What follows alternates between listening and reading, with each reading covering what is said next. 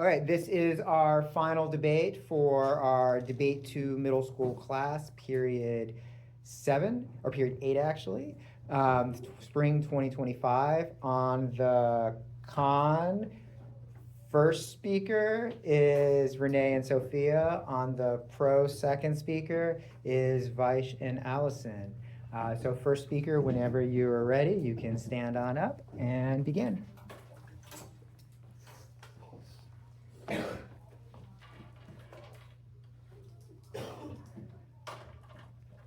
Okay, so I'm Sophia, first speaker on the next slide.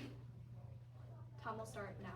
We negate the resolution resolved the United States federal government should substantially increase investment in domestic nuclear energy. Our first argument is nuclear meltdowns. First, investment would double nuclear power plants. The IEA in January said per year in the APS, investment hit $120 billion, and nuclear capacity more than doubled. Large reactors capture the majority of investment, and in advanced economies, nuclear capacity rises thanks to new plants.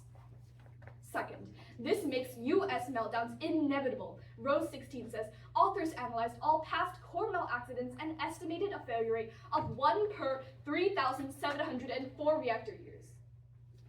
Overall probability is 70%. The U.S., with 104 reactors, has a 50% chance of experiencing 1 core melt within the next 25 years. Third, meltdowns are empirically proven, as Jacobson 24 says. To date, 1.5% of all nuclear power plants ever built have melted down to some degree. The nuclear industry new designs are untested, so there's no guarantee that reactors will be designed, built, and operated correctly, or a natural disaster or terrorism will not cause a disaster. Fourth, Trump circumvents quality control. This increases the risk of a meltdown. Camacho, February 24.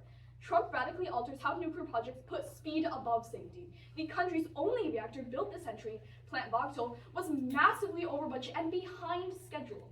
The NRC sets rules for safety of how nuclear plants are built, and the idea that the NRC is infected with the president's preferences is deeply troubling. Fukushima is an example of weak regulatory enforcement and industry-government collusion. Fifth, meltdowns are the worst disaster, as Fairwinds 22 says.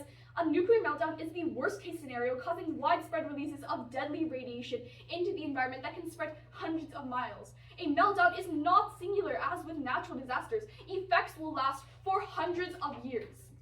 Finally, each meltdown empirically caused 27,000 cancer deaths. Grunland 11. From Chernobyl, based on data, 27,000 are the number of excess cancer deaths. Our second argument is that nuclear energy harms indigenous people. First, nuclear energy increases uranium mining, which directly causes indigenous violence. Kayana 23, an indigenous scholar who grew up near a mine, tells us that uranium was mined on tribal land without warning families about the health risks. That deception has caused lasting physical, cultural, and spiritual harm. Today, 600,000 Native Americans live within 6 miles of 160,000 abandoned mines. Radiation spreads through wind, water, soil, and even animals. 2/3 of uranium deposits are on tribal lands, and 80% of nuclear fuel cycles happen there. A study found 25% of uranium miners died from lung cancer, and native miners died at triple the expected rate. Second, increased federal investment only increases uranium mining on indigenous lands. Montana 22 finds that Trump allocated $75 million to establish a uranium reserve. The threat of nuclear colonialism remains. Industrial extraction of uranium are synonymous with environmental destruction, toxic exposure, and settler colonial hegemony. Homelands are at stake. The primary repository is the Colorado Plateau, home to dozens of tribes. Private energy lobbies rely on federal intervention to fund industries at the expense of indigenous sovereignty. Third, nuclear mining worsens issues, as Joe 2020 quantifies that uranium mining contaminates drinking water and land. Because of this, indigenous people are forced to leave homes that they have lived on for centuries. Finally, mining causes slow violence, ensuring indigenous genocide, as the United Nations explains that indigenous culture is tied to land in which death should occur should they be displaced. The importance of land to indigenous cultural identity cannot be stressed enough, so you should vote negative to prevent another disaster.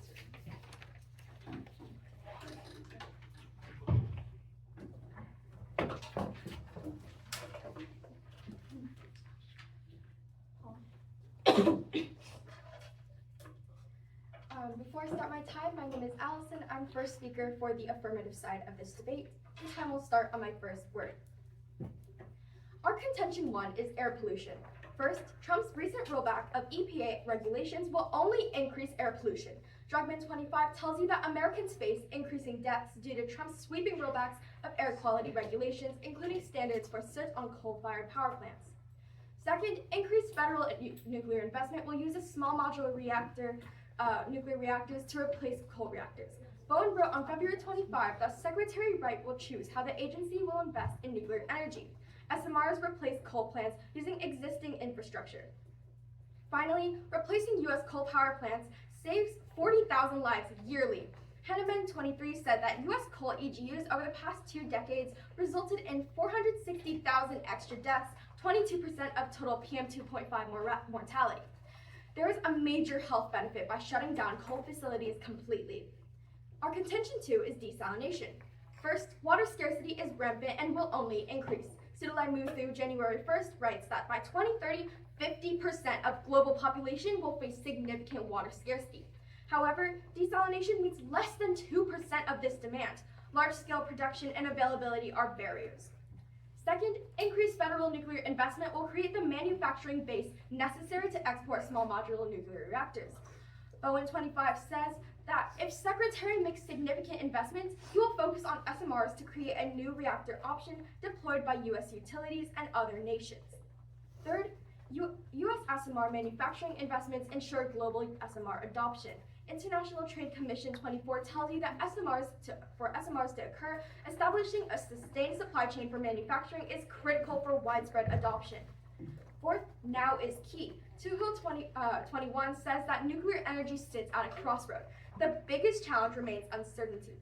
The industry has already put brakes on several projects, and uncertainty doesn't encourage investment in an 80-year asset.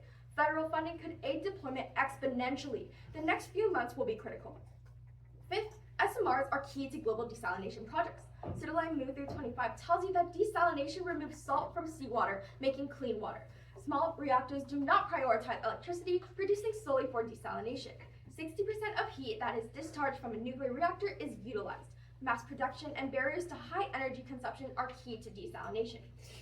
Sixth, global desalination can save millions per year. May 24 tells you that every drop of water helps. Water scarcity contributes to waterborne diseases, which annually results in deaths of 2 million. Desalination ensures reliable water at lower costs. Seventh, SMRs avoid any cons to nuclear energy. Nuclear Agency 24 says that SMRs built on 70 years of experience to enhance safety. Smaller cores with smaller nuclear materials, accident-tolerant fuels, lower pressures, and passive safety systems. SMRs enable variable renewable energy while maintaining supply. SMRs switch between electricity and heat generation, compact size and simplicity, improving constructability, reduces manufacturing time, and is more affordable upfront. Nuclear has proven solutions to manage fuel and waste for decades. Deep geological repositories are safe and effective. SMR fuel could be reused. Eighth, investment will solve desalination harms. Renee, January 20, wrote that solutions to address brine improves infrastructure. It reuses brine, enhancing plant efficiency. Brine crisis is not technically complex, nor desalination plants are less polluting. We monitored these plants and found no significant environmental impact. Real life issue lies in lack of investment, and thus we urge an affirmative ballot. Thank you. All right, questions from the audience? You can stand up and call random. Would you like to go first since you're the speaker? Okay. Yeah, I have a question for the app. So, on your first consideration of air pollution, if we invest in nuclear energy, don't we trade off with other clean energy sources? So when we increase investment, we're going to use these SMRs, right? So we're just going to replace the coal reactors to make sure that these SMRs are better than coal reactors. So we're just replacing these coal plants. Just okay. Ashish? Just for the app, how many SMRs are currently in production or are currently in the United States? Currently in the United States, we don't give you like a specific number. We tell you that there was a study conducted that already proved that these SMRs are going to work. So all we need to do is invest to put this in motion. For the neg, how often has nuclear meltdowns happened in the United States so far? In the US, we're not really sure, but we give one example of Chernobyl. Oh, you know, the 3 Mile Island, but also Chernobyl also happened, which caused 27,000 cancer deaths. Also, our first card says that there's like, there's a 50% chance of it happening in the next 25 years in the US. Rishi? This is for the neg. Just following up on Izzy, what's the warranting behind the fact that you guys claim that there's a 50% chance in the next 20 years that a meltdown can happen? Right, so this is from Rose, who holds a doctorate in nuclear physics. There has been an estimated failure rate of 1 per 3,704 reactor years. So in the US, we have 104 reactors. There's going to be a 50% chance of meltdown risk in the next 25 years. Elena.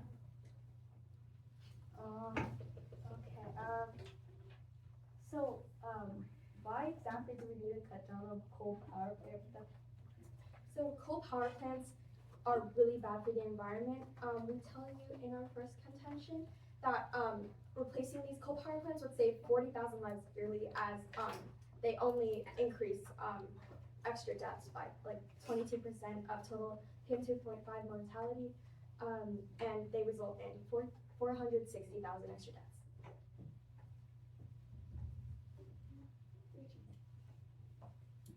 Izzy? Okay. For the act, doesn't nuclear mining also release emissions at every step of the process?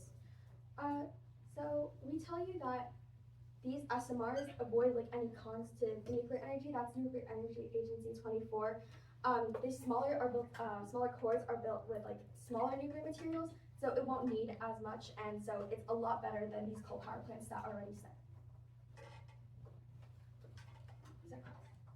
Okay, that's correct. Tap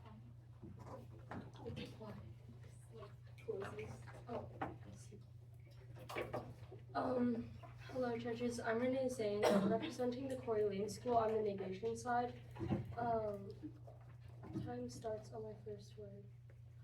Always prefer decreasing violence against Indigenous people. It's happening now, not someday. Indigenous communities are already getting sick and losing land from uranium mining. Future end-of-the-world disasters are just theories. Protect those left out. Marginalized groups have always been ignored in energy decisions for too long. Our vote should make sure they're heard and defended. Do not buy their fear-mongering. High-magnitude impacts have always been used to justify countless atrocities through history. Prefer the most probable impacts that policies can actually help to alleviate. Framing debates as all-or-nothing survival only leads to bad moral choices. Debate should be real and fair. Callahan 73 says, "In the name of survival, all evils have been committed." During World War II, Native Japanese Americans were herded without due process, upheld by the Supreme Court. If the price of human survival is human degradation, then there is no moral reason why an effort should be made to ensure that survival. Now onto my opponent's case. Their first argument is air pollution. However, PM2 is already decreasing, and they can't solve the largest cause. The US saw a significant reduction in PM2, dropping from 22% to 9.1 in 23. While pollution control has significantly reduced emissions from fossil fuel power generation to no decrease from vehicles and biomass burning, which is the main source of PM2. United uranium mining increases PM2. BA21 says the Navajo Nation uranium mines that were once active, windblown dust from mine sites have been a specific concern. As an air component of air pollution, PM2. No impact to air pollution. Young 24, EPA does not take proper accounting of false positive findings and other biases in studies, nor do they apply rigorous tests for reproducibility. Research shows that the PM2 in outdoor air does not cause premature deaths. These are reproducible effects. Spurious risk status that are nothing more than artifacts of hidden biases. Causation is not proven. With no detected causal effects, any link should not be taken seriously. Answering to desalination, potable water can be contaminated in nuclear power plants, contaminating agriculture and drinking water. USNRC 24 says, tritium is a radioactive form of the hydrogen byproduct of the production of electricity in nuclear power plants. Nuclear plants have reported abnormal releases of water containing tritium, resulting in groundwater contamination. Tritiated water, not to be confused with heavy water, is chemically identical to normal water, and tritium cannot be filtered out of water, poisoning generations. Already, desalination and investment is increasing. World Nuclear Association 24. In 2015, 19,000 desalination plants worldwide, half in the Middle East. Investment in 21.4 billion in 2015. In 2020, 48 billion, showing an annual growth rate of 17%. Feasibility of nuclear desalination has grown to 150 reactor years of experience in Kazakhstan. The U.S. is not essential. Meltdowns turn this. Increased investment would substantially increase the number of nuclear plants, raising a meltdown in the next 25 years to 50%. And risk compounds over time, which means if we take more time to make this decision, then the risk will be even higher. Abe20 says after the accident, public support for nuclear energy in the U.S. fell from 69% to 46%. The next plant would not be built for 30 years. When a meltdown happens, public support decreases, and people refuse to use nuclear energy. So the affirmative actually has less nuclear power plants than they started with, which means they cannot solve for desalination or air pollution, which is why we ask you to negate. Thank you. Okay, I'll be taking random fact time starting.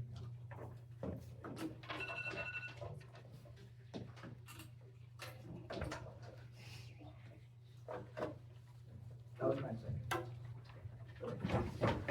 Just to introduce myself, my name is Vaish, second speaker for Pyle. And as a quick off-time roundup, it's just going to be our arguments and then their arguments. Time starts.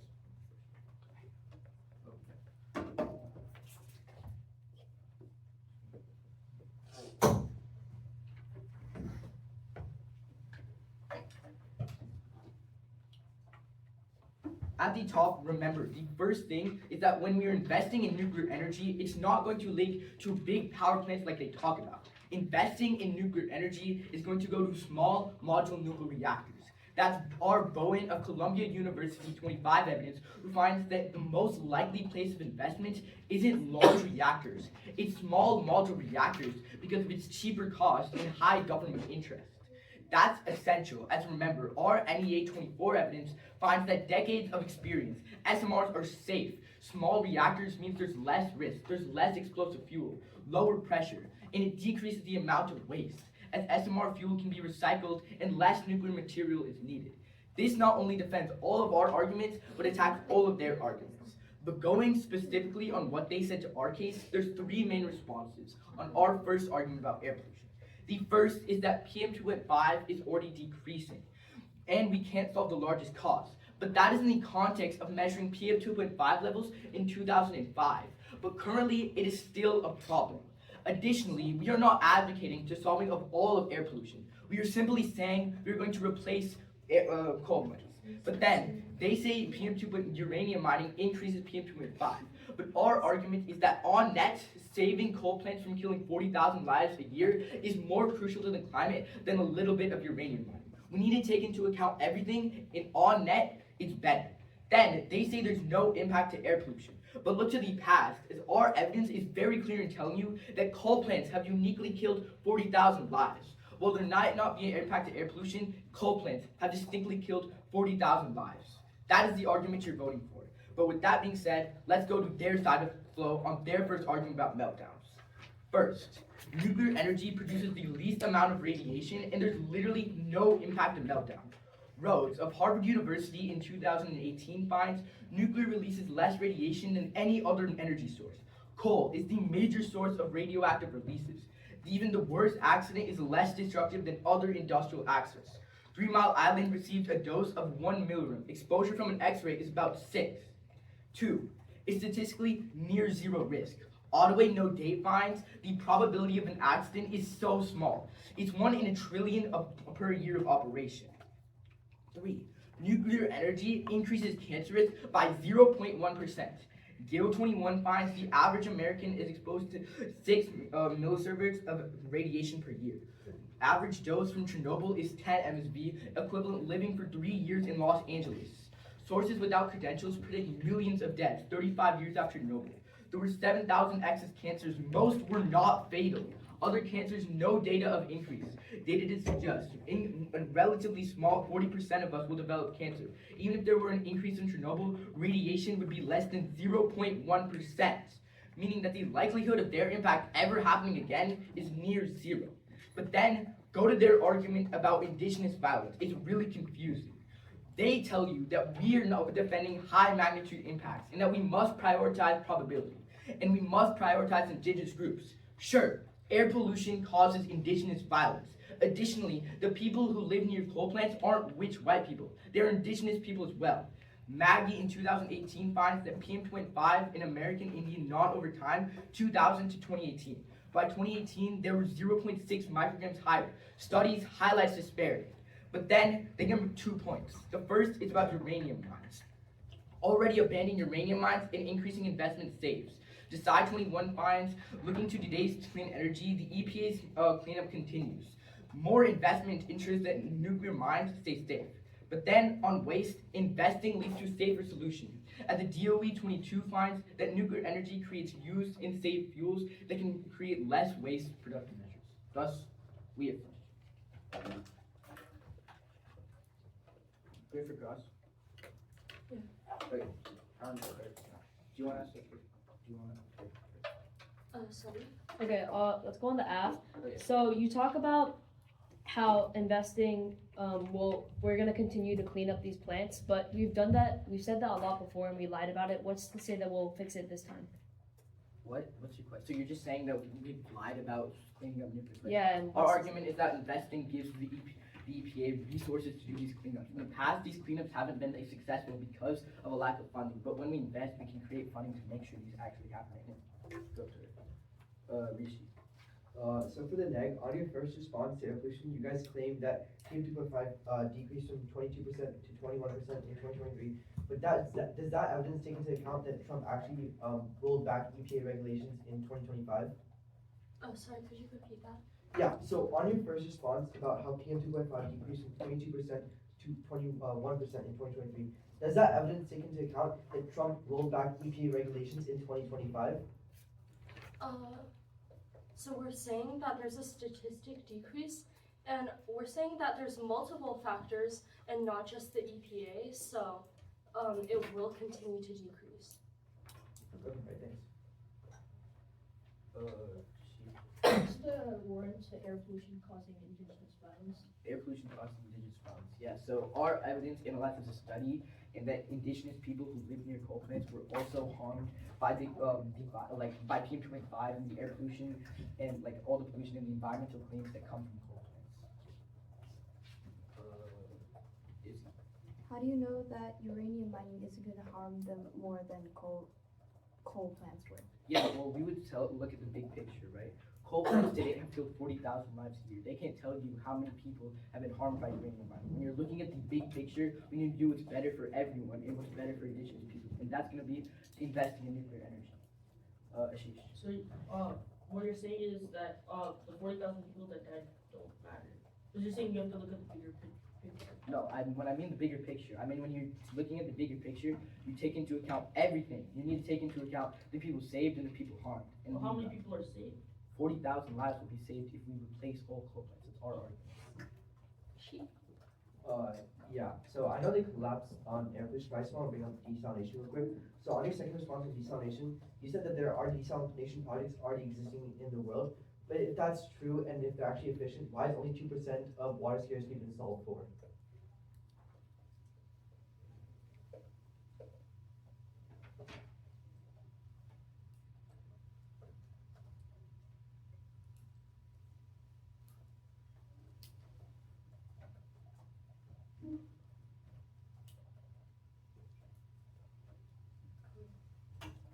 That's correct. Wait, you need that. Do you need that? Yeah. Wait.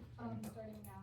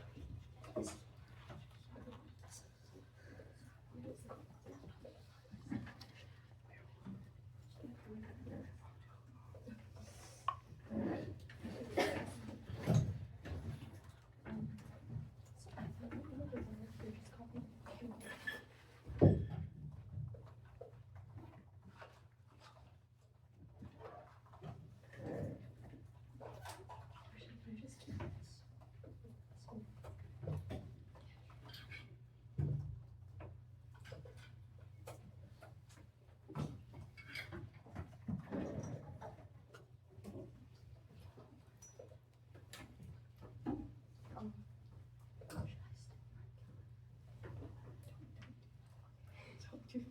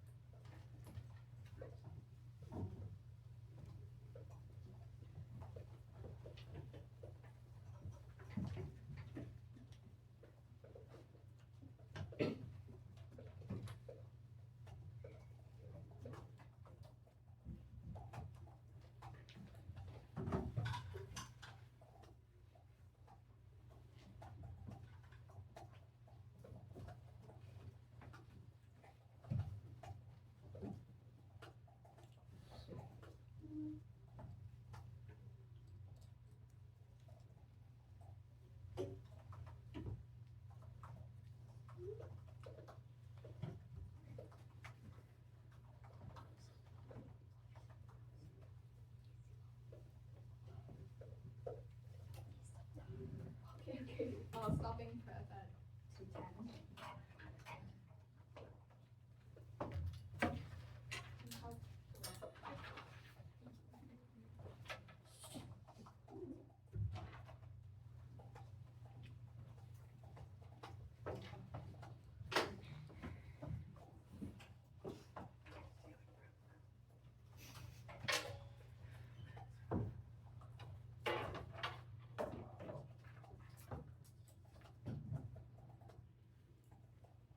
So before I begin and off-time roadmap, just weighing our case and their case.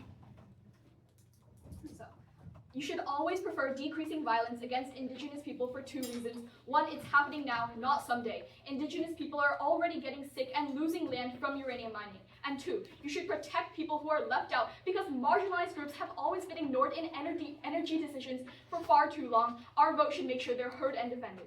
Thus, the most important argument in today's debate is ours about Indigenous people. The affirmative fuels uranium mining, which targets native lands. 600,000 native people already live near 160,000 abandoned mines, with miners dying at triple the expected rate. We outweigh in one time frame and probability. It's happening now and destroying lives. Even with instant SMR approval, you won't cut PM2.5 at a scale until 2030. In addition, we can't use maybe cleaner air to justify poisoning Indigenous people. However, uranium mining is actively poisoning Indigenous people right now. Probability is the only logical way to make decisions, because if we only cared about high magnitude scenarios, then we would ignore all of the important problems in the world to deal with others. Existential stuff like asteroid deflection. And B, ethics are more important than anything else, because even if you believe air pollution matters, nothing justifies violating human dignity. Marginalized people have been historically left out of policymaking, which is why we need to intentionally correct that by voting to protect marginalized groups. Now let's defend our argument. They start with talking about how investing will be in SMRs. However, there are 0 examples of SMR success because of cost, low output, and delays. As Green24 says, that SMRs have been all hype, but no SMRs have ever been built, and the likelihood none will be built because of cost. In the US, the only project is $34 billion. Then they say air pollution causes Indigenous violence, but they don't. But however, once you reopen uranium mines on Indigenous lands, that'll affect them more. And they claim that mines are already closed, but the affirmative increases uranium demand, which risks reopening those mines. The US already allocated $75 million to build up uranium. Finally, they say that investing equals safe, which means less waste. But investment can't erase the waste pile. The US still produces over 2,200 metric tons of spent fuel every year, and 89,000 tons are already stored with no permanent repository. Go to their case. They collapsed on air pollution. However, they haven't responded to the fact that the risk of a meltdown in the next 25 years is 50%, and meltdowns will destroy public support, which prevents long-term nuclear power adoption. As Vibe 20 says, after accidents, public support for nuclear energy in the US fell from 69 to 46%, and the next plant will not be built for 30 years. Today, support still remains lukewarm. This means when a meltdown happens, public support decreases, so the affirmative cannot actually solve for air pollution because they have less plants than they started with in the beginning. Also, our Greenstone 24 evidence indicates that air pollution is already decreasing. All they say to this is that PM2.5 is still bad, but air pollution is getting better. There's no need to invest more and harm more people. So, yeah. We'll be taking running practice. Time starts. 3, 2, 1.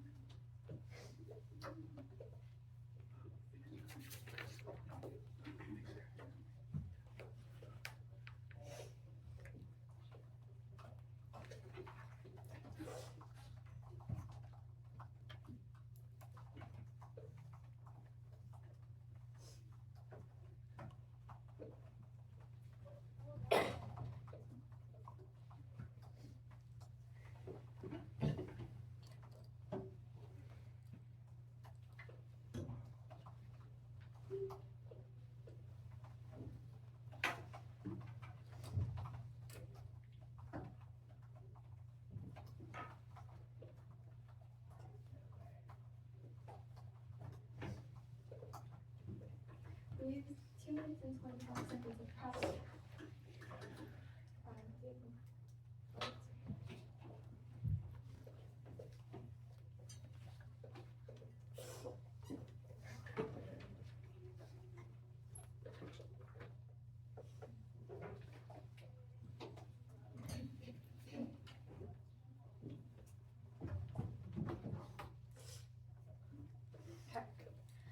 Before I start, as an off-time roadmap, the order that I'll be presenting my speech is I'll be Wang, and I'll go on to our case, and finally I'll move on to their case.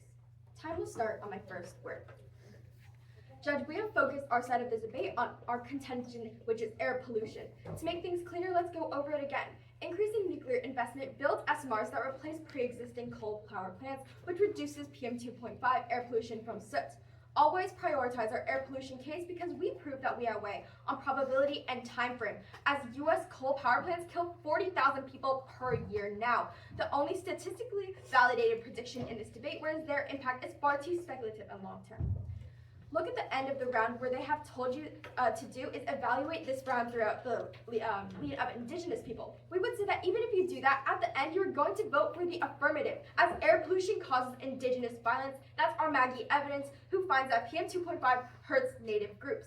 On our case, they say SMRs cost a lot, but that's why it won't happen. But exactly, the cost that is a lot, that's why we need to invest. They bring up this random statistic about how SMRs cost millions, but don't even have a card. But even if you buy this, the NEA finds that construction costs are cheaper. They say air pollution is decreasing right now, but we are not solving all of air pollution. We are solving for coal power plants by replacing the old plants with SMRs. They say meltdowns turn this, but what they have conceded is our outweigh evidence, which finds that the risk of meltdown is 1 in a trillion in the United States. On their case on Indigenous violence, remember from our case, the Nuclear Energy Agency 24 says that decades of experience, SMRs are safe.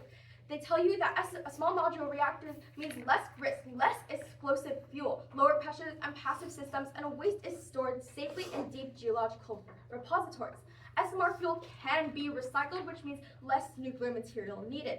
Extend a rebuttal to already abandoned uranium mines. Increasing investment will improve safety, as Decide 21 finds that mines are already being abandoned. They aren't being used. By investing, we can help them. As in the past, we've had the incentive to help them, but not the money.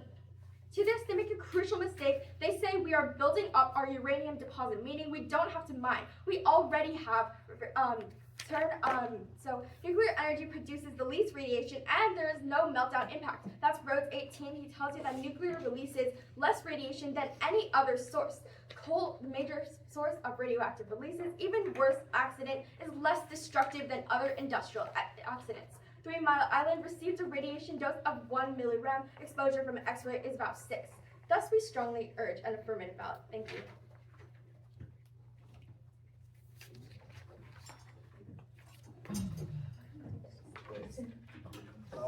Grand cross now.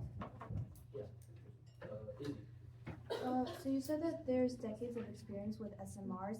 However, they tell us that there's 0 examples of SMR success. So why should we prefer your No, evidence? you see, the NEA has decades of experience of determining whether something is safe or not, and the SMRs are proven to be safe based on demo projects, research into the technology, and the actual technology itself. It's called small modular reactors for a reason.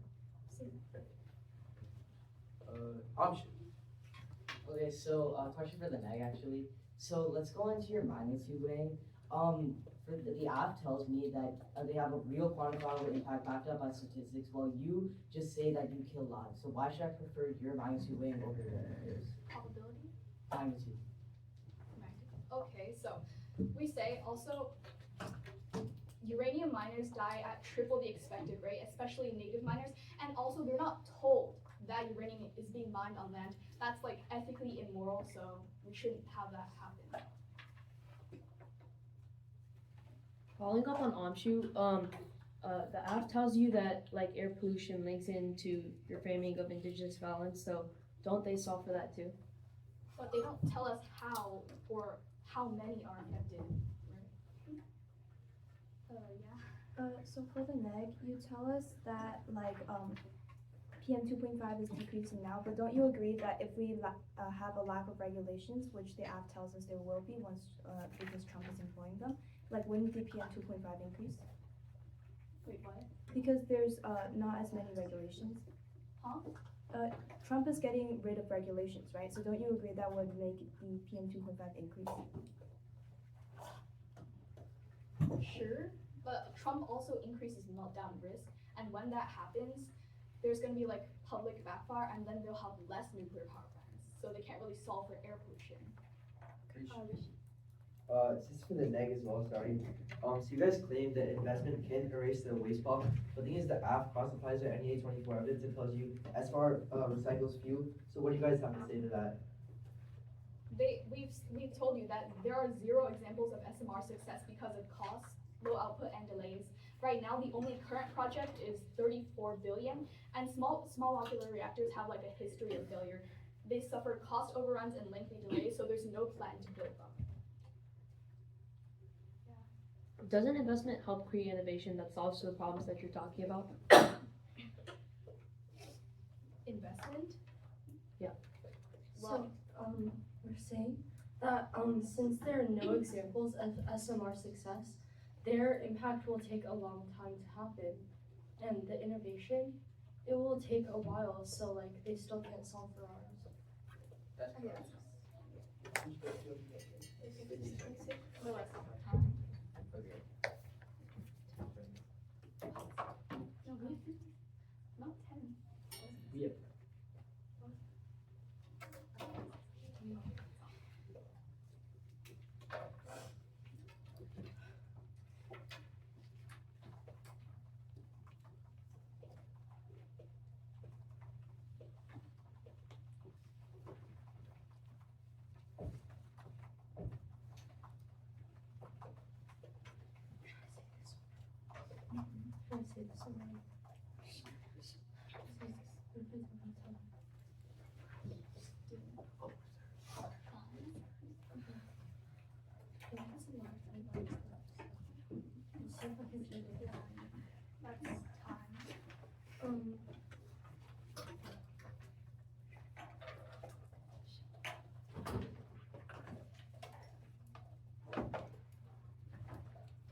Hello. Once again, I'm Renee Zhang. I'm the second speaker on the negation side.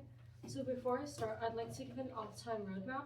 First, I will weigh, then I will attack their case, and finally, I'll defend our case.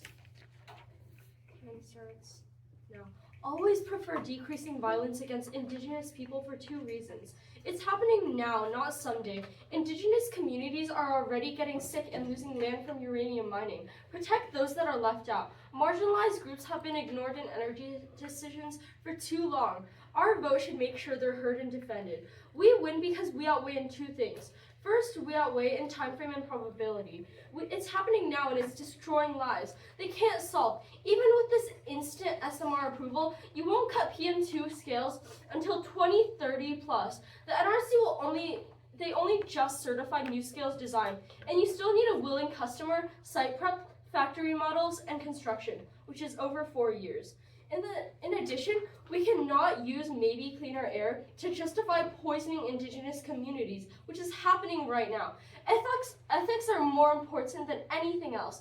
Even if you believe in climate or economics, nothing justifies violating human dignity. Marginalized people have been historically left out of policymaking, which is why we need to intentionally correct that mistake. On their case, their first argument is air pollution, and they collapsed on this. The risk of a meltdown in the next 25 years is 50%. Which holds a doctorate in physics, says, our author is more qualified, so prefer us. They do not take into account how risk compounds over time, and due to the long wait for nuclear power plants, the risk will be even higher than what they started with. When a meltdown happens, public support decreases, so the affirmative actually has less nuclear power plants than they started with. Finally, on our case, they talk about SMRs, but they provide 0 examples of SMR support, and less costs, low output, and delays.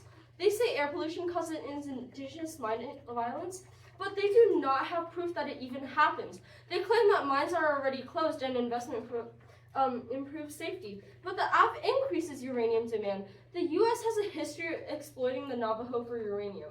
Finally, they say investing equals safer, which means less waste, but they can't erase the waste pile with investment, which is why the negative wins this debate. Thank you.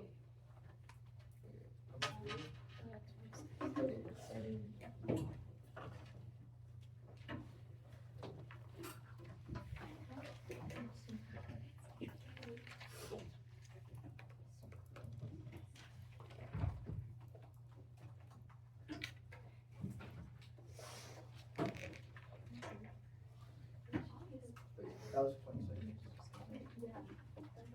Off-time roadmap's just gonna be Wang.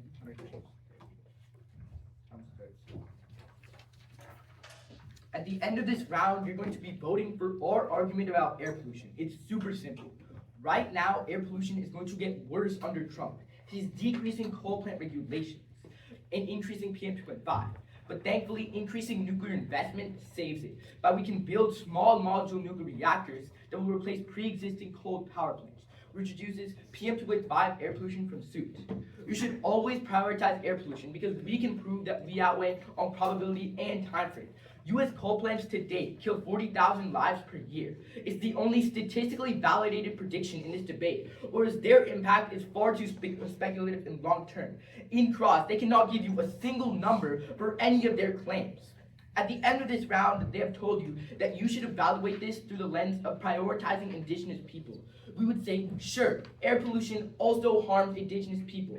Our Maggie evidence, which has been clean conceded throughout this entire round, finds that PM2.5 has increased native violence and harmed Indigenous groups from the years 2000 to 2018. At that point, you have to look to the magnitude. Whoever saves the most amount of lives should win the round. That's the pro, and that is air pollution. On our side of the flow, they give you a sole response about meltdowns and how the likelihood is 50%. But what they have conceded is our Ottaway evidence, who finds that meltdown risk is 1 in a trillion. They just say they have a qualified author, but our evidence is literally from the Agency of Nuclear Energy. They know more about nuclear energy than anybody. But then, when you're looking to their arguments, it's really confusing. 2 things that are going clean conceded. The first is that by investing, we aren't investing in large reactors. We're investing in small reactors as it is cheaper and the most popular within the government. The NEA has very clearly told you that it avoids all the cons associated with nuclear energy. Less waste, less mining, less maintenance. That's conceded. But finally, Decide 21 clearly finds that uranium mines are already abandoned and increasing investment improves safety. New policy, the government has an interest, but they've never had the money. That's why we affirm. Thank you. Good round. Awesome.